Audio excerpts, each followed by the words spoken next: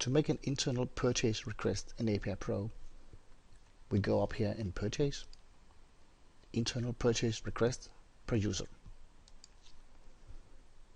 This is a personal window for each user. Here we can follow up all the personal purchase requests the user has created. If we want to create a new one, I simply select New. In here I need to add some information. First of all, we can see who I am, in this case user 1. And I need to put in the type number or the name of the spare part that I want. It could also be a service. If I have the name of the spare part, it means it's already registered on a stock. And then I can find it simply by looking at the list here. If it is a spare part that I need that we do not yet have on the stock, I simply put in the name field here what it is I want.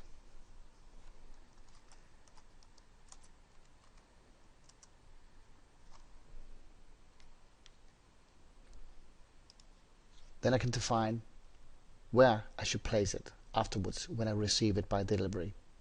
In this case we have more than one option. It could be a receiving stock. It could also be directly on a work order, a project, or maintenance object. In this case here, I select a work order.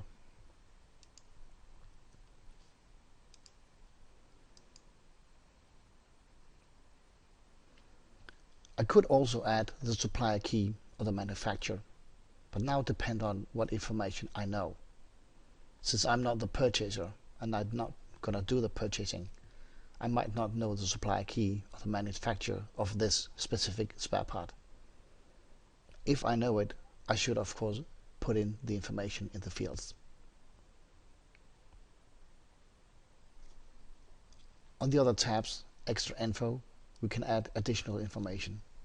In this case, what is the supplier spare part name or number, expected delivery date, or date needed.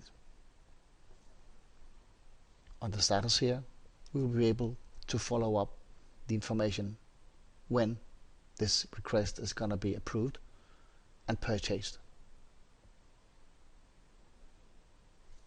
So we'll go back to the main window, and in this case the only thing I need to add here is the quantity. It's the only field here that is mandatory. The unit price is also a field I will not fill out, because normally I don't know this information. If I have the information, of course, I could put it in. The approval rules that we have at the end is in this case here disabled. The purchaser that we have on it here, we can use to put in and be able to tell the purchaser who should take care of this specific request that we have created. And then I'm finished. I save it. My request, as we can see here, will be in my list.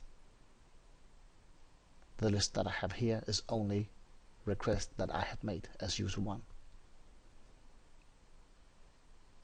I have the possibility to select a line. If I don't want it anymore, I can simply go down and archive it. It will disappear from the list. And that's it for the purchase request.